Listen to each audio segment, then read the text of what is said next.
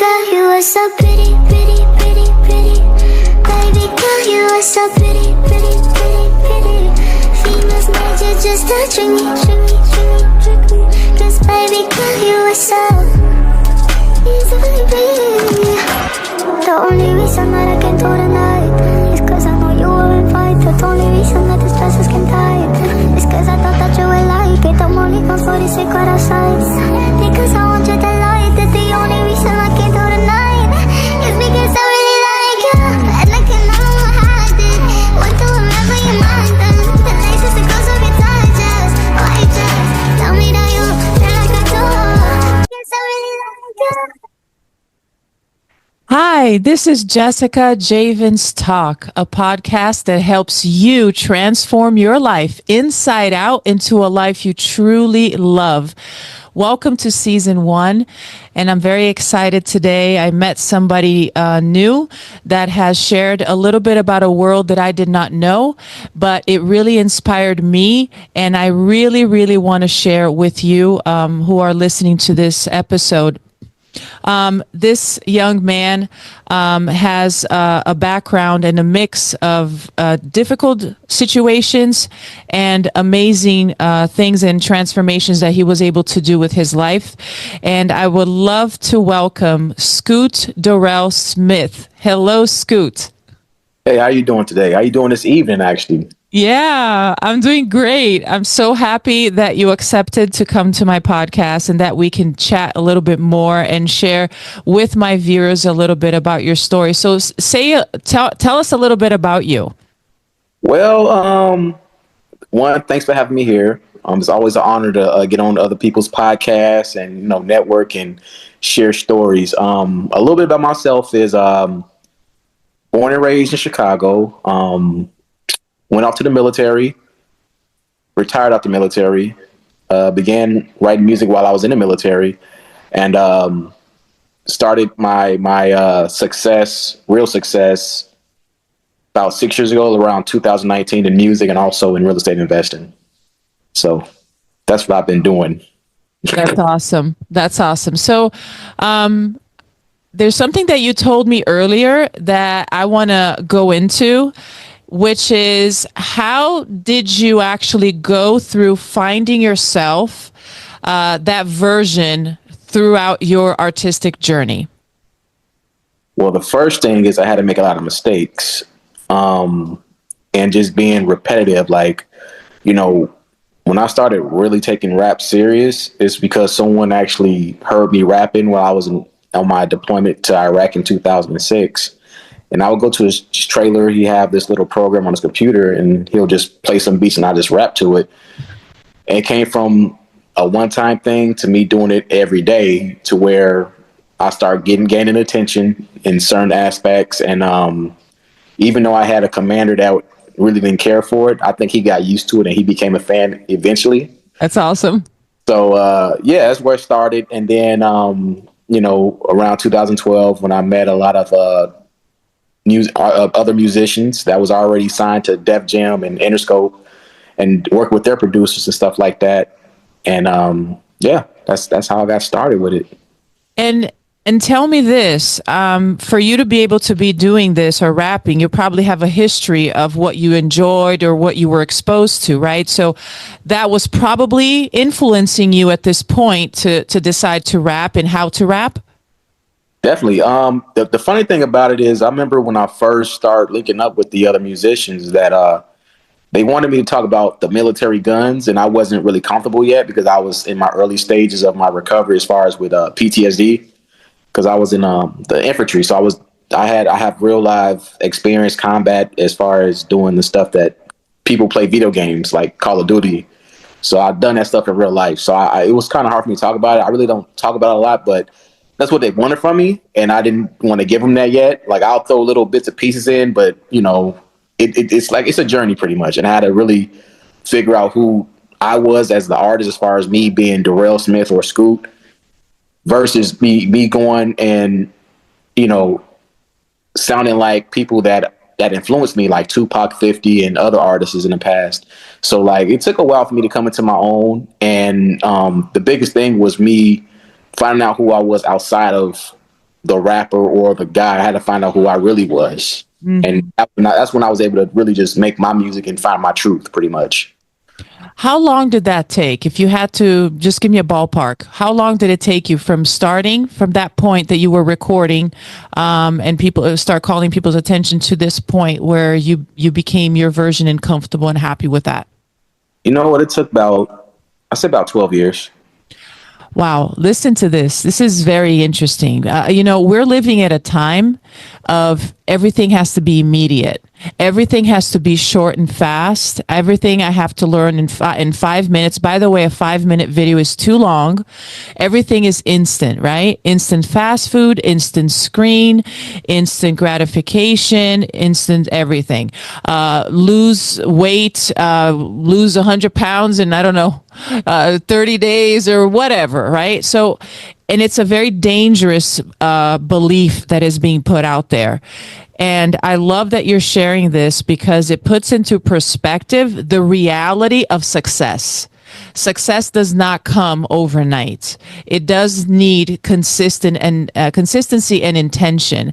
And I think that you demonstrated that in our previous talk and on this one, that you had to keep working on it. So did you ever feel like during that process of finding that version that you just like, oh, this is just too much, or you got to disconnect to it or wanting to give up?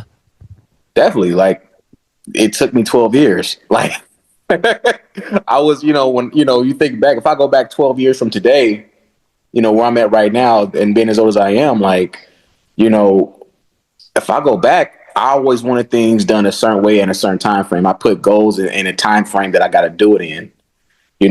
Like, the funny thing about that is if we go back about 12, 13, 14 years ago, for the people that say I wouldn't go do anything, that I was just talking, but yet I lived it now, it's like, I look at it like, you know what? You guys didn't see it back then, but I always saw it. It just took a certain amount of time. And yeah, there's times that I doubted myself, but sometimes you got to doubt yourself to find that courage to keep doing it because it's your vision. No one sees it. And even if it takes a year, 5, 10, maybe 15 years, it's still your vision. It's just the timing, it's all about the timing. If the time's not right, then the time's not right. The stars going to align. So, and that's just something, yeah, I definitely struggled with that part. I was very impatient, but I was, I never gave up though. I never said no. I say I'll take a break. But then when I tell myself I'm taking a break, I really didn't. I was persistent, Yeah, that's awesome. I know that you are a very high achiever. You like to get things done. You love that. You're known for that. So I understand why you wanted to get there fast. So for the people who maybe identify themselves that way too, that they want fast results or that they might feel anxious about it. I think the key here is the consistency and the vision. Yeah. That part there is very, very powerful. People underestimate that. And we were just talking about this on another episode. How do you think that athletes walk into the court or the field or the track? How? They already see themselves winning. That's, you have to have that vision. If you go with the mindset that you're going to lose or that you're going to fall, bingo. You're not gonna, you're halfway there just by doing your vision. It's so important because that's how you know what actions to take, which is what's going to take you there. You agree with that? I totally agree. And one of the biggest things I've always done is I always like, if you go upstairs to my office is upstairs. I don't feel like going up there. Okay. But I have a goal sheet, and I've always had a goal sheet. I got a notebook and I got a board, a vision board. That's awesome. And I write down what I want to do, how I'm going to do it, and how long it's going to take me. Even if it takes longer than I expected, at least I'm going to be able to do it. It may take a time, but that's something I have for myself because I'm a late bloomer, but at the same time, I'm still, persistent. I'm human, and I know I might make some mistakes, but the biggest way you can learn something is by failing. You got to fail yourself to success. Absolutely. I like to share sometimes how the famous people that we admire and look up to, and we think they had it easy. They were put down by people in their same field. For instance, Oprah Winfrey, when she, I think, went to television, they said, "You're not television material." People who worked in that business, and look at her now. So you're going to receive all kinds of different obstacles or negative feedback. That doesn't mean that you're in the wrong path. Much to the opposite, it might mean that you're in the right path, that you're building up that resilience and learning from that mistakes. That's huge. That every time that you fail, for me, I see it today as feedback. It's basically feedback. And you can take that and use it as a stepping stone. Another question I have for you is, I know that you've been through different kind of challenges. You mentioned one already. I know you have challenges when you were young, and then in the military, in the capacity that you're working in is probably the worst, the most challenging, the most difficult, and the one that's traumatic. How were you able to overcome these things and live in a life that you now love with gratitude? Well, I can say that I still deal with some of the same issues. The only difference is I found different ways of coping with it, and it took time for me to do that, and this plays in with the whole, as I said earlier, with how long it took me to be successful in music. That was part of the journey. I had to work on myself, work on my mind, because a lot of veterans, I hate to say it, but I'm gonna be straight honest with you, is that sometimes we think the world's supposed to change for us, but the world don't care. We have to change and adjust to the world, because everybody's going to do what they want to do regardless. So, yeah, it was a struggle, and it took me a while, and that did affect my progress in my music. But I think anytime you're dealing with some type of recovery, it's going to take time, and sometimes you might create some of the best work you've done because you've been working on yourself. And when I say that, I mean, like, I remember a few songs. The song I wrote called "Mercenary." I remember going to the VA and getting denied benefits, and the same day I went to the studio and made that song, and that became a hit in Chicago. Wow. So it's like, and some of my best music that my family loved, like outside of the military stuff that I do, the songs I make, I wrote some of them songs when I was in a PTSD program, an inpatient program for like 3 months. I wrote some of my best stuff there because I was recovering. I was doing the work. So I was able to reflect on the hurt, the fear, the sadness, and all that. I was able to really find out, like, okay, this is who I am. This is what I need to be talking about, because they're not going to get to know me if I don't share this. Like the fans or just the critics, whatever. Like I never just want to be the tough guy. I want to be the honest guy. Even if you don't like me. Like I remember years ago, I used to try so hard to be like, now I don't even care.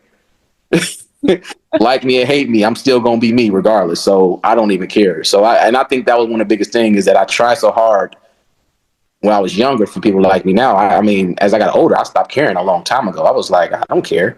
And that's when I started setting those little goals. Like, okay, I need to do this. Okay, after I write the song, I need to register. After I register it, I need to do marketing. Okay, what are my goals for marketing? Oh, you know what? I want to do 1 million streams. Okay, I've done 1 million streams many times already. What we do next now? You know what I'm saying? Wow. And it just takes time, man. It's not overnight. It never was overnight for me.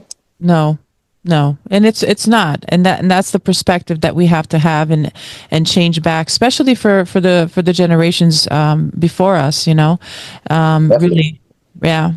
I really love the different things that you had to do to overcome, and how you embraced each step of the way. So you worked with what you had at that time, and then what is the next step? So you were not wasting that moment. You were still being a visionary through the pain and working through it and using everything that you can, which is obviously is going to lead you somewhere, which has led you to where you are today. That's amazing.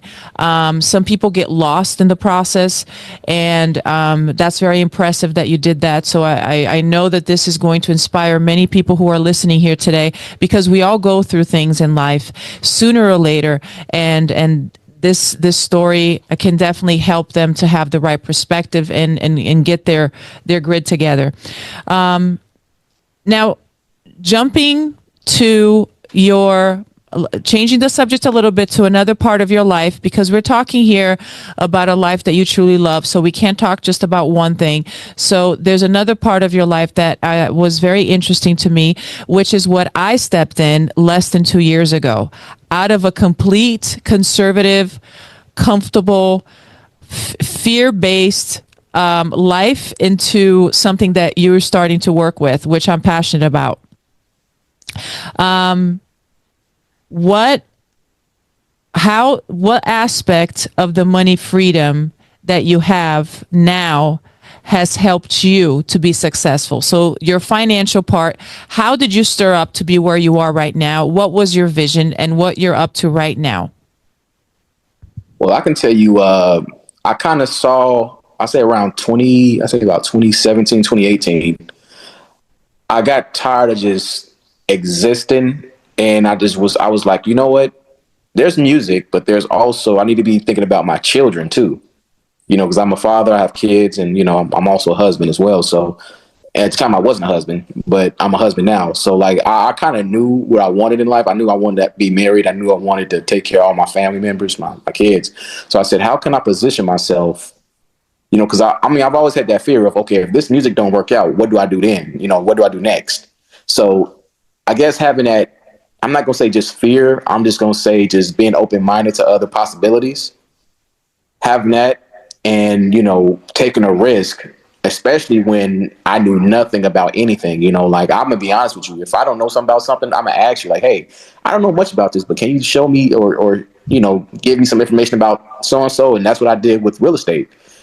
You know, I literally just took a risk and went somewhere that I didn't know where I was going. I was going to visit a family member and saw some properties that I thought was interesting and Googled a real estate investor meeting. And once I did that, I really went to the meeting maybe 4 or 5 days later and found a mentor. And that's when I actually got started in investing in real estate.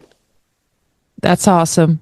I love that because I was very scared for a long time. I was working in corporate for 17 plus years, and I knew that environment so well that I didn't know how. I knew I needed to change and I needed to grow, but I didn't know how. And I was only having everything almost or quite just all my eggs in one basket. Okay. And of course, some of the benefits that they offer you, which is retirement plan and so forth, but that's still very limited. So when I finally, after so many years, was able to get out of that situation so I could fulfill my vision, that's when I started stepping into adventuring myself into the uncomfortable. But I had to go through that in order for me to achieve the vision of me growing and not having to depend on perhaps the dream of somebody else, because that's what you do when you work for somebody else. You're following their dream, not yours. Mm-hmm. And also getting out of that comfort situation where you're relying on that paycheck only, and you're a slave to that.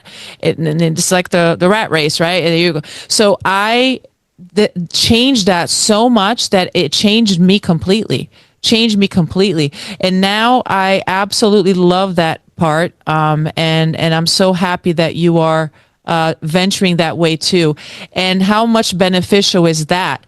For instance, I was just talking to another person on another podcast, and they were saying, if you get a degree, even a doctor's degree, you can't pass that down to your child.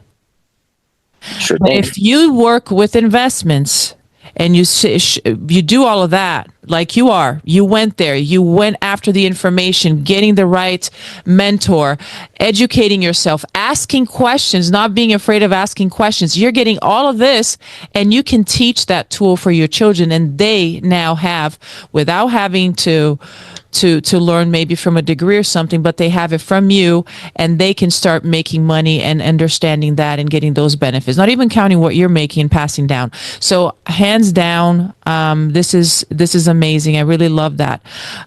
What would you say now? since we're talking about family, what else would you say has helped you with your family now, this quadrant of your children, your wife? What are some of the ingredients that you were able to apply to the dynamics that you are now that you're so grateful for? Well, one thing about me, I'm a straight shooter. My first day with my wife, and she's right here. She's actually listening to her little headphones and stuff. She's actually behind me over there chilling. When our first date, I told her, I said, look, I'm not going to be your friend. I'm like, I actually have real intentions. She was like, really? I say, so like, I guess me being assertive, Mm-hmm. but also being able to learn and also teach at the same time. Especially when it comes to my kids, like I got a son and a daughter, so they're two different dynamics. One's a male, the other one's a female. So I love them the same, but I love them a little differently just because they're different people in different, sexes, I guess. Mm-hmm. So my daughter gives me the run for my money. My son was giving me a run for my money, but I had to put him in check a few times. Got to lay the paws on him. He's getting bigger. He's about almost my height now. So it's like, okay. It's because when he was smaller, he was too small. Now it's like, all right, player. So, and really just, introducing them to, having a faith, worry about, think about finances and not just finance, but family. Those are my things: faith, family, and finance. And also fitness. Because Love it. dude, you gotta take care of your body. You can't, you gotta be mentally stable, physically, emotionally, all that in order to take care of your family. Because if you're not that, then how your family gonna get taken care of? Thank you for saying that. Absolutely. If you're not taking care of yourself, you won't have the energy, the health, the mental stability, the emotional support, the spiritual support that they deserve because you don't have it to give it. Exactly. Yep. That's amazing. Do you think your wife wants to come on? Babe, you want to say hi to the no? She did this. It's Friday night. She's like, look, man. I just got off work earlier. No worries. No worries. It was kind of funny because she works upstairs. I'd be like, you mean in a bedroom? Okay, sure. But anyway, yeah. So continue. Just tell me a little bit more. What is it now? Because you went through so many traumatic situations in your life, and now you're living the life and the transformation. What else would you like to leave our listeners with? Because you talked about the whole quadrants. If you have to leave a takeaway to them right now, what is one thing? Because you mentioned before also awareness. You mentioned influence. Mm-hmm. Networking. So there's a couple of more things there that I think that you can bring out for our listeners to see the importance of a couple of different things. Well, I can say, do not believe in somebody else's idea or opinion of you, because they're not going to see what you already see already. They're not going to see your vision. They're not going to feel the experience you're going to feel. They're not going to share none of those things. It's going to be you. So to sum it up, I was going to say, just focus, be selfish.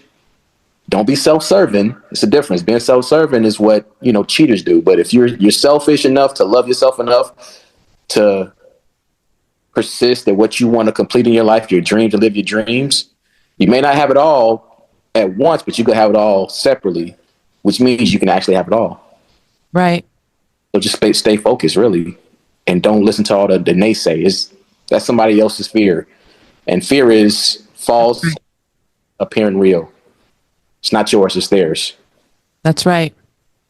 That's very good. When you finally discover that, you stop getting offended, stop getting hurt, and it's their right, but it's their journey, it's their belief. They have to get through. It has nothing to do with me. And you able to separate that, that's freedom. Oh yeah, exactly. Yeah, I love it. I'm very, very happy that you were able at a young age just already figure that out. Some people take their whole life to figure that out. Hey, time is not on our side, and that's something we don't have a lot of. Sometimes you never know, so you just gotta focus. Just really focus in on what you really want out of life. Thank you. Now, on your social media, do you also share some of that music that you created? Is that something that people can actually follow you on? What do you typically post on your social media platform right now? What kind of material? So on my social media, I have music as well. You can listen to my music. I also have I do little rants about just being positive, because I tell the truth about myself and what I'm experiencing, what someone else could be experiencing. And I try to find, solutions and stuff like that as well, because I've been there. I may not do everything everyone can go through, because one, I'm not a woman, so I will never know what a woman goes through. However, I can understand it, as long as I'm educated about it, so Right.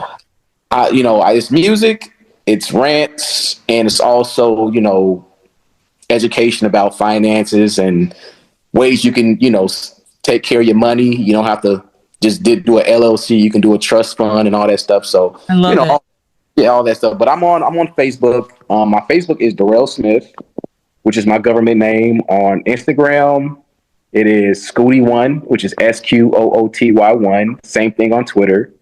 Let's see, what other ones I have? X is Sqooty1 as well, SQOOTY1. And then TikTok, it's Darrell Smith, my government name. So I post positive things, things that, keep people aware of what's going on, and also music. So I'm just really big on that. That's awesome. Thank you for sharing that, so everybody can go ahead and start following you and learning from you, from your experience. You are very inspirational. Thank you so much for coming in today. I had a great time talking to you, getting to know you. I'm definitely going to make sure I'm following all of your pages there, so we'll see each other again. Awesome, and thank you for having me.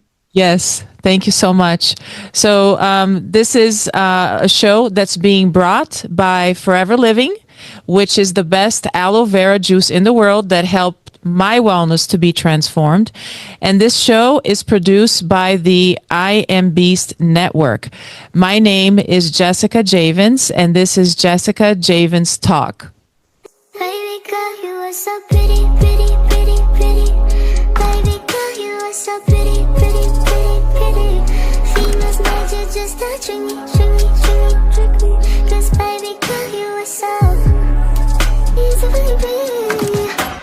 The only reason that I can do tonight is 'cause I know you were invited. The only reason that the stresses can die is 'cause I thought that you would like it. I'm only come for the secret outside.